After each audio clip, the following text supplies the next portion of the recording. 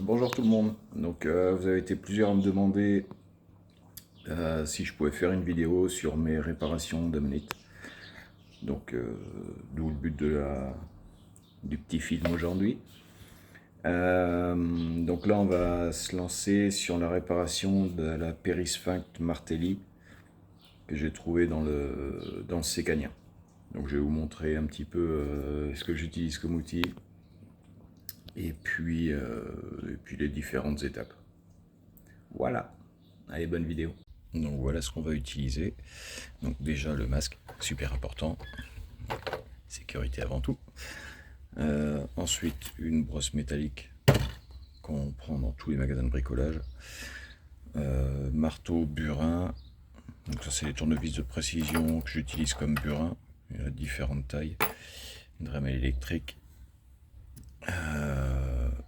La Dremel multi-usage avec les embouts diamantés pour enlever de la matière. Ensuite, il y a 3 types d'embouts que j'utilise. Celui-là, le plat rond pour enlever les merdouilles. Ensuite, je passe celui-là pour gratter un peu plus, mais attention, pas trop parce que sinon ça creuse le fossile. Et puis celui-là pour la fin, pour nettoyer proprement, dégager. Voilà ce qu'on va utiliser.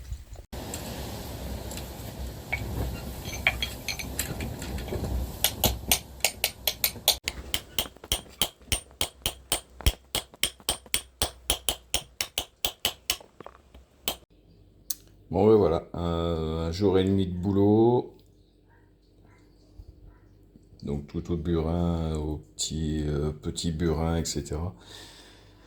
L'ombilic s'est bien dégagé jusqu'au moment où il n'était plus là. Il a disparu. Donc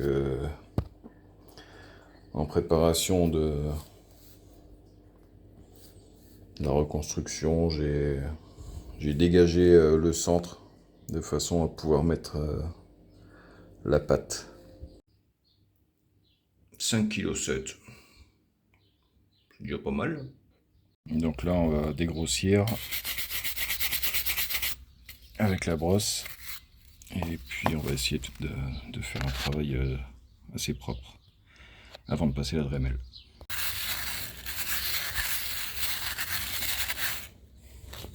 Donc on enlève pas mal de matière juste en faisant ça. Et ça permet d'avoir quelque chose de propre. Donc là j'ai déjà passé la petite brosse ronde et plate là. Je vais faire la mise au point. Voilà, celle-là. Pour nettoyer le support. Et maintenant on va utiliser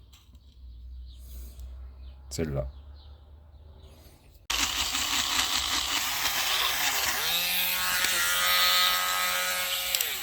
Bon, de toute façon, il faut parler. Vous n'allez pas la ravoir neuve. Le but étant que ça reste quelque chose de vachement propre avant les réparations. Donc il faut anticiper un petit peu les réparations qu'on va faire. Donc là l'ombilic s'arrête ici.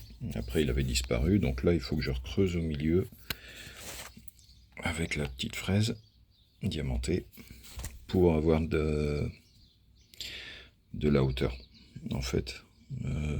Pour pouvoir continuer l'ombilic au maximum.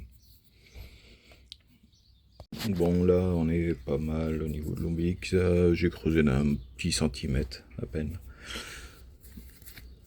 Mais ça sera suffisant pour continuer les tours manquants. Parce que là faut compter encore un tour, peut-être 2 tours. Mais je peux le faire parce que derrière il y a de la matière. Si vous essayez de le faire et qu'il n'y a rien derrière, vous êtes vraiment sur l'ombilic, vous allez passer à travers et puis là ça va être un peu plus galère. Donc voilà. Et ben là maintenant on va passer au... Je vais la rincer pour enlever toute la poussière qui traîne. Et puis après on va voir on va commencer à réfléchir à comment faire. Voilà, c'est bon, maintenant elle est nettoyée. rincer pour enlever la poussière. Donc maintenant, ce qu'il faut faire, c'est déjà, si vous savez pas ce que c'est, il faut connaître l'espèce. C'est vachement plus simple. Et ça aide pour la reconstruction. Donc là, je sais que c'est une Périssphinx martelli. Maintenant, il va falloir réfléchir à comment est-ce qu'on va la réparer. Donc là, on voit qu'il y a un décalage ici. Et normalement, on ne voit pas les côtes. Ça, c'est un morceau de l'ombilic. Donc tout l'externe, en fait, va être fait. Va être à refaire jusqu'à combler la partie qu'il faut. Donc là, l'ombilic comme ça. Donc je vais... Donc, je réexplique. Là, ça tourne dans ce sens-là. Donc j'aurai cette partie-là. Tac. À refaire ici. Et refaire cette partie-là jusqu'ici à peu près. Donc là, il y aura un bloc. Et là, il y aura un bloc aussi. Toute cette partie-là. Le centre également, comme j'ai dit, il faudra que je refasse l'ombilic. Donc pour ça, j'ai une technique que je vous montrerai. Enfin, c'est pas une technique, c'est une astuce. Et ensuite, donc moi je la laisse telle quelle, maximum naturel. Je répare juste les parties manquantes, les fissures, s'il y a, et les trous qui pourrait y avoir. Bon là, concrètement, il n'y a pas grand chose à réparer dessus là. Elle va être propre. Mais je veux dire, je vais pas je vais pas m'amuser à refaire les côtes ici, je la laisse au maximum naturel. Toute la partie blanche qu'on voit le tour, que j'ai dû, là où j'ai dû dégager de la pierre. Ici, même chose. Tout ça, je mettrai un coup de patte très fin, le long, pour cacher un peu ça, parce que sinon ça se voit trop et ça saute aux yeux. C'est pas beau et c'est pas esthétique, quoi. Donc voilà. Et puis maintenant, je vais vous montrer un petit peu le matériel que je vais utiliser. Donc avant de commencer à vous présenter le matériel, je me suis fait un nuancier avec la pâte que je vous montrerai tout à l'heure. Voilà, donc des petits cubes avec différents dosages que je peux poser ensuite sur ce que j'ai à réparer. Et ça me permet d'avoir plus ou moins la teinte. Donc là on voit que c'est trop clair. Donc c'est pas bon. Au centre c'est encore pire. Donc déjà ces deux-là, elles dégagent. Et en fait le but c'est de trouver ce qui se rapproche le plus de la couleur d'origine. Ça irait pas mal pour l'ombilic. Après à voir. Mais donc voilà. Faut se concentrer. Celle-là par exemple on voit c'est pas le même gris. Ça pourrait aussi aller par ici. Ça... Voilà, il faut chercher. Et puis c'est ma petite astuce pour avoir le bon dosage après au niveau des pâtes. Donc là vous avez choisi votre couleur. Avant de commencer la réparation, là il va falloir renforcer la structure. Donc pour ça j'utilise un pistolet à colle avec du Bostik. C'est une espèce de silicone colle qui est super résistant. 200 tonnes, on peut y aller. C'est-à-dire que même si vous fixez un gros morceau de pierre assez important, ça bougera pas. Vous êtes tranquille. Et on utilisera des allumettes pour renforcer la structure. Ici c'est assez simple parce que on a tout l'intérieur. Derrière on a de la matière. Mais si par exemple vous avez un trou ici, et vous pouvez le combler avec la colle. Donc en fait il suffira de coller des allumettes dans ce sens là à peu près. Pas forcément coller les unes aux autres. C'est juste pour que la pâte ait un support on va dire rigide et puisse bien accrocher en fait. Voilà. Pareil, idem si vous avez des fissures, vous pouvez mettre de la colle dedans. Il faut laisser un petit espace entre le haut et puis et la colle. Vous laissez 5 mm, ça suffit largement. Une fois que c'est sec, ça ne bougera pas de toute façon. Donc là, ce que je vais faire, c'est que je vais coller les allumettes de façon à faire la structure, et dès que c'est bon, je vous montre. Voilà, donc là, j'ai fini de poser ma colle. Il suffit de faire des petits points de colle. Voilà, donc ça sert à rien de venir si vous savez que vous finissez ici par exemple, vous la mettez pas au ras, vous laissez un petit peu de marge quand même. Et une fois que vous avez posé vos petits plots de colle, vous avez juste à mettre l'allumette dedans. Et puis comme ça, quand ça sera sec, au moins ça vous fera une structure un peu plus solide. On finira avec du fil de fer pour être sûr. Juste entourer, faire quelques passages. Et puis voilà, au centre j'ai rien fait pour la simple et bonne raison, c'est que vu qu'il n'y a pas de trou, je collerai directement à la super glue, ça ira très bien. Il n'y aura pas de pression, rien du tout, là ce sera juste collé. Bon, une fois tout posé, voilà à quoi ça ressemble. Pas grand chose pour le moment, c'est normal, on recoupera tout ça plus tard. Pas besoin que ce soit un travail précis et minutieux ici, ça se verra pas, ça sera en dessous. Donc vous pouvez mettre un gros paquet de colle, bon sans exagérer non plus, mais pour que ça tienne bien. Et comme ça vous êtes tranquille, ça ne bougera pas. Donc là après on aura juste à recouper les bouts une fois qu'on aura fixé le fil de fer. Et voilà, si jamais vous vous plantez ou quoi que ce soit, et que vous vous rendez compte que ça marche pas, c'est pas grave, pas de souci, vous prenez un cutter, vous coupez à la base, en dessous le silicone, et puis vous recommencez ou vous laissez tel quel. C'est difficile de l'enlever, il faut tirer fort dessus, mais c'est pas irréversible. Si vous vous plantez, vous grattez avec une lame de cutter et ça vient tout seul. Alors évidemment, chose importante, mettez-vous dans l'axe du fossile. Là, elles sont bien mises.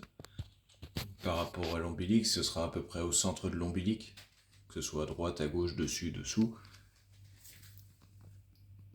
Mais si vous mettez, par exemple, si vous voulez refaire un ombilic et que vous avez un support qui est comme ça en dessous, il y a un moment ça ne fonctionnera pas. Ça fonctionnera, oui, mais il faudra recouper et compagnie, donc autant tout mettre correctement dans l'axe.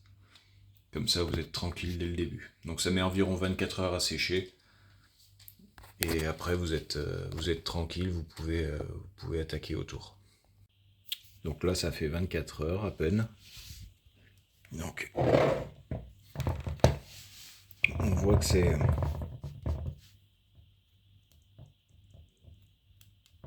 On peut tirer dessus.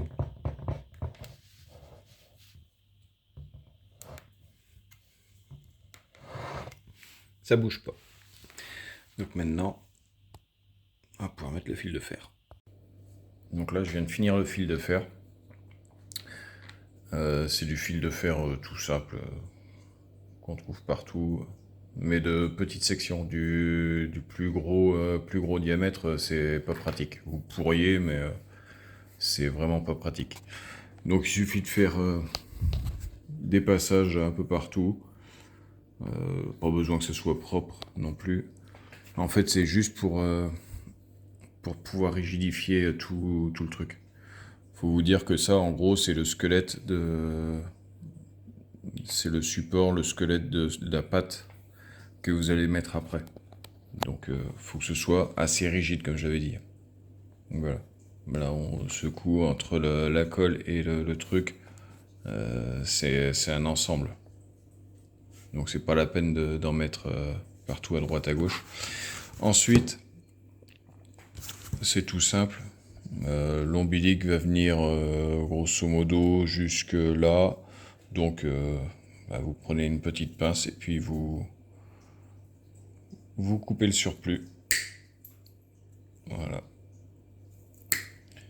pour être sûr, si vous voulez, vous pouvez remettre un coup de colle silicone dessus pour bloquer vraiment, éviter que ça s'en aille. Mais une fois que ça sera dans la pâte, ça ne bougera plus. Donc faut juste couper ce qu'il faut, ça sert à rien d'en enlever trop, sinon ça sert absolument à rien ce que vous avez fait. Voilà, donc là toutes les petites coupes comme ça d'allumettes, plutôt que de les balancer, je les recolle, je les recolle un peu partout, de façon à éviter de jeter les trucs pour rien. Voilà.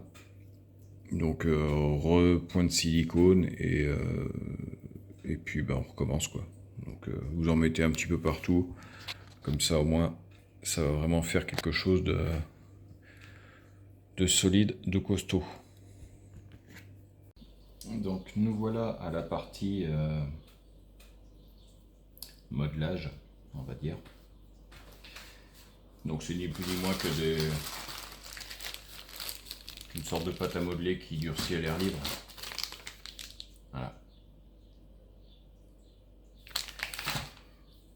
On trouve ça sur Amazon. J'ai essayé celle de Action. Il y en a Action aussi, mais c'est pas, elle est moins bien.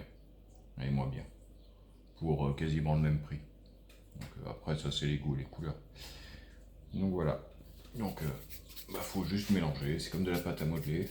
Et puis au bout d'un moment, on obtient la couleur qu'on veut. Alors évidemment c'est dosé à l'œil, donc on ne peut pas avoir les teintes exactes au micron près quand on en refait plusieurs. Mais ça se vaut, ça se vaut. Donc voilà. Donc l'astuce que je voulais vous partager, c'était donc là pour refaire le centre. Voilà. J'avais récupéré une fois ça, j'avais réussi à dégager correctement le centre d'une périssfeinte. Donc je m'en sers comme moule en fait, ni plus ni moins. Donc il faut prendre les bonnes dimensions à petit peu près. On moule par-dessus, pas trop épais parce que sinon ça va pas rentrer. Pas trop épais mais pas trop fin non plus pour que ça prenne les marques. Donc on fout dessus comme ça. On tapote. Puis après on décolle et on a un centre plus ou moins propre qu'on pourra, une fois que ce sera sec, découper aux dimensions qu'on veut et mettre à l'intérieur. Bon, ça évite ça fait déjà les petites côtes, etc. Tout ce qui est ornement, et ça évite de faire un boudin et de faire des traits. Là ça fait quand même plus naturel. Donc là maintenant celui-là on n'a plus qu'à le laisser sécher. Donc là maintenant maintenant qu'on a préparé le centre, on va attaquer. Donc il y a deux morceaux, il y a cette partie là et cette partie là devant. Donc soit vous préparez tout, soit vous en refaites, vous préparez de assez de pâte pour faire les deux morceaux, ou alors vous faites un morceau et deuxième morceau. L'inconvénient de faire en deux parties, c'est après tout dépend si vous manquez de temps ou pas, ou etc. aussi. Il faut prévoir sa pâte déjà d'entrée de jeu, et ça évite d'avoir, en faisant tout en même temps, ça évite d'avoir deux nuances différentes de couleurs, même si ça joue à pas grand chose. Il suffit de peu pour que au final ça fasse une, deux et puis trois couleurs différentes. Donc voilà. Donc je vais tout préparer. Donc il y a je crois qu'il y a de l'ocre. Voilà. J'ai un reste, j'ai ça, j'ai encore plein dans la boîte, il y en a partout. Et c'est du noir, je crois que c'est un mélange moitié-moitié. Ça c'est du noir que j'ai trouvé de tête à Cultura, que j'ai commandé. Ouais, c'est ça. 50% ocre, 50% noir. Donc je prépare tout ça, et une fois que j'ai tout le truc, eh ben on va attaquer la reconstruction. Donc la reconstruction, ça va être assez simple. Euh, j'ai trouvé une photo sur internet de, de cette périssphincte, à quoi elle ressemblait. Bah, il faut s'en rapprocher le plus possible. Bon, après, les périssphinctes, il n'y a pas grand chose de compliqué. Là, l'hélice, il y a des grosses côtes qui vont en diminuant. On voit qu'il y a un sens. D'accord. Elles sont recourbées vers l'avant. Et puis, bah, ça va en diminuant. Après, le plus difficile sur cette partie-là, bah, c'est de trouver les bons espacements qui vont soit en augmentant, soit en diminuant, pour pas que ça fasse des grands écarts et puis d'un coup des merdes comme ça directement, quoi. Voilà, donc après bah, c'est du talent, hein.